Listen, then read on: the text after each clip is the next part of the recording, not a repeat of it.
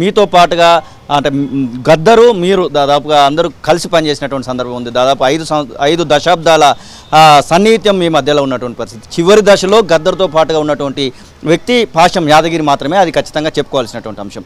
ఇదే సందర్భంలో జనవరి 31వ తారీఖున గద్దరు 77వ పుట్టినరోజు, మొదటి జయంతి అనుకోవచ్చు, చనిపోయిన తర్వాత వచ్చేటువంటి మొదటి జయంతి.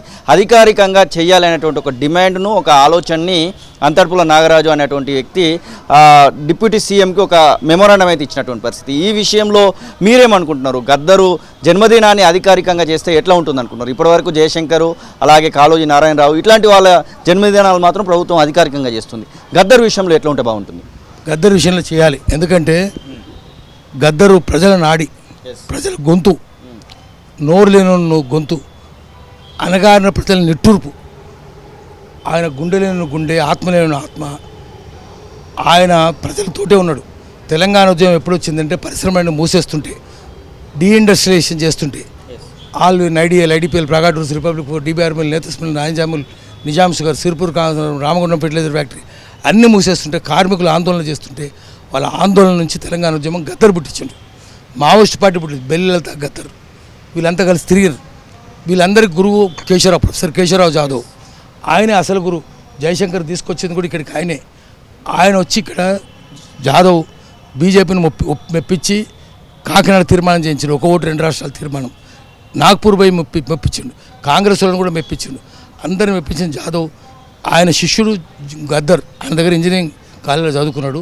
కూరరాజన్న, గద్దర్ ఇద్దరు, విమలక్క, వీళ్ళందరినీ తీసుకొచ్చి, మావోయిస్ట్ పార్టీలు అందరినీ తీసుకొచ్చి ఉద్యమంలో పెట్టింది ఆయన జాదవే. ఆయన 95-96 నుంచి తెలంగాణ ఉద్యమంలో గద్దర్ ఉన్నాడు. ఆయన చివరిదాకా ఉన్నాడు, తెలంగాణ ఏర్పడేదాకా కూడా ఉన్నాడు. గద్దర్ 30 జనవరి నాడు గాంధీని చంపేశారు ఢిల్లీలో. ఆ మర్నాడే గద్దర్ పుట్టాడు. అక్కడ ఏం చెప్పేవాళ్ళు, గజ్వేల్ తుఫాన్లు ఏం చెప్పేవాళ్ళంటే గాంధీ చచ్చిపోయి గద్దర్ రూపంలో పుట్టిండని చెప్పేవాళ్ళు. అంటే గొప్పడు ఆయన. అట్లనే బతికిండు చివరిదాకా. అజ్ఞాతంలో ఉన్నాడు. 6 తూటాలు కాల్చి, తెలంగాణ కోసం 6 తూటాలు కాల్చిన, అవి ఒకటి వెనుపూసలు ఇంకా ఉండేది. అది అయినా సరే ఆయన చెక్కు చేరలేదు, తొనకలేదు, వనకలేదు, బెనకలేదు. ప్రజలతోటే ఉన్నాడు, చివరిదాకా ఉన్నాడు. అజ్ఞాతంలో ఆఖరికి అహ్మదాబాద్లో పోయి అజ్ఞాతంలో బతికిండు. చంపుతారంటే మా జర్నలిస్ట్ కాలనీలో ఒక మిత్రుడి ఇంట్లో ఉన్నాడు, రహస్యంగా ఉన్నాడు, ఎవరు తెలియకుండా. మాకు రోజు కంటగడ్డాడు. ఆ తర్వాత మాతోటి ఉన్నాడు. అన్ని ఉద్యమాల్లో గద్దరు ఉన్నాడు. ఏ ఉద్యమం లేడు, కార్మికుల ఉద్యమాలు అన్నింటిలో ఉన్నాడు. ఓపెన్ కాస్ట్ అవుతుంటే ఓపెన్ కాస్ట్ ఉద్యమాలు ఉన్నాడు. సెజ్ పెడుతుంటే పోలేపల్లి సెజ్ రోజు వాళ్ళ దగ్గరనే ఉన్నాడు. పోలేపల్లి సుజాత, ఆమె సూర్యపల్లి సుజాత అని పోలేపల్లి గుట్టలక్క, ఆమె గుట్టలను కొడుతుంటే గంగుల కమలాకర్ అడ్డం పోయి నిల్చున్నాడు. సూర్యపల్లి సుజాత, గద్దరు. పోలేపల్లి దగ్గర పోయిర్రు, ఇక్కడ పోయిర్రు, అన్ని చోట్ల మన ఇంటున్నాడు. బాలగోపాల్ అంట, అందరు అంటున్నాడు తిరిగిండు. ఆయన దేనికి ప్రజల వెంటున్నాడు, ప్రజల గొంతుకై నిల్చున్నాడు. ఆయన ఆఖరికి బట్టి విక్రమార్క పాదయాత్ర చేస్తుంటే ఆయన ఇంటనే నడిచిండు. 22 కిలోమీటర్లు నడిచేందుకే ఆయన గుండెపోటు వచ్చింది. నడవద్దు, ఆయన షుగర్ ఉంది, బీపీ ఉంది, నడవద్దు. ఆయన నడిచిండు. దానివల్ల ఆయన చచ్చిపోయాడు కూడా, హాస్పిటల్ పాడయ్యాడు. కాబట్టి కాంగ్రెస్ పార్టీ ఆయనకు రుణపడి ఉన్నది. భారత్ జోడో యాత్ర, రాహుల్ గాంధీ వస్తే రాహుల్ గాంధీ ఎంటపోయాడు. గద్దర్ లేకపోతే కాంగ్రెస్ పార్టీ క్రెడిబిలిటీ లేదు. క్రెడిబిలిటీ తెచ్చిండు, కావలించుకున్నాడు. అందుకని కాంగ్రెస్ పార్టీ ఆయనకు రుణపడి ఉంది.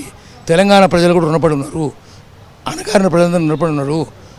దళితులే తెలంగాణ ఉద్యమం. అంతర్పల్లి నాగరాజు ఎందుకు అంటుండంటే ఆ ధూమ్ధామ్ మొదటి నుంచి ఉన్నాడు ఆయనే, అంతర్పల్లి నాగరాజే. కాబట్టి అంతర్పల్లి నాగరాజు పెద్ద పెద్ద దళాలను తయారు చేసుకున్నారు.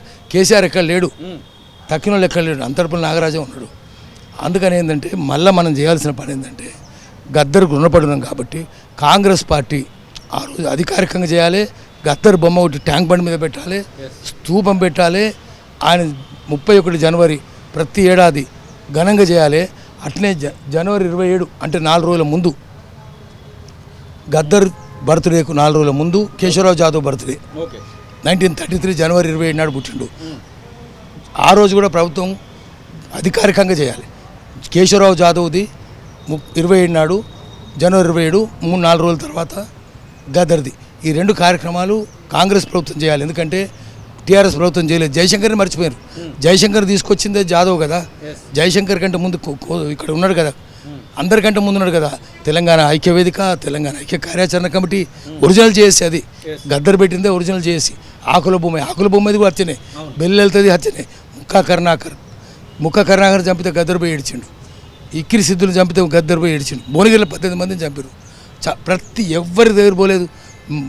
ఆయన పోతే జాదవ్, కేశవరావు జాదవ్, గద్దరు బిల్ల దగ్గర పోతే సమతమని నయం ఫోన్, నయం అంటే పోలీసులే, మాధవరెడ్డి ఫోను, అయినా భయపడలేదు. ఆయన ధైర్యంగా వాళ్ళిద్దరు నిల్చున్నారు. కాబట్టి ఇద్దరిని స్మరించుకోవాలి. గురువుది 4 రోజుల ముందు, శిష్యుది 4 రోజుల తర్వాత, 31 నాడు, 27 జాదవ్ది, 31 గద్దర్ది.